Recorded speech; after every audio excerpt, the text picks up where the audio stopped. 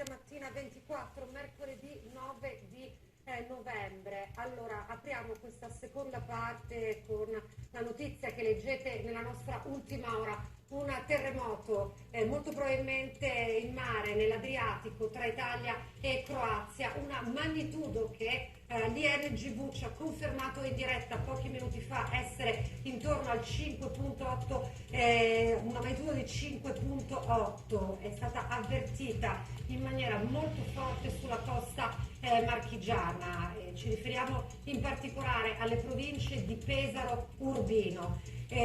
Questo è accaduto alle 7.07, una profondità di 8 km, e quanto rileva proprio in questi minuti l'INGV. Ovviamente siamo in mare tra la Croazia e la costa marchigiana nell'Adriatico, una scossa molto forte che è stata sentita anche a Roma, anche nel nord Italia, a Trieste e anche in Emilia Romagna. Questo quanto sappiamo fino a questo momento. Tra poco ci ricollegheremo con l'INGV, poco fa ci ha chiarito quanto in questo momento si sta cercando di capire il punto esatto, la magnitudo esatta, e ci spiegheranno anche come stanno in questo momento agendo, e tra poco ci collegheremo anche con i nostri inviati.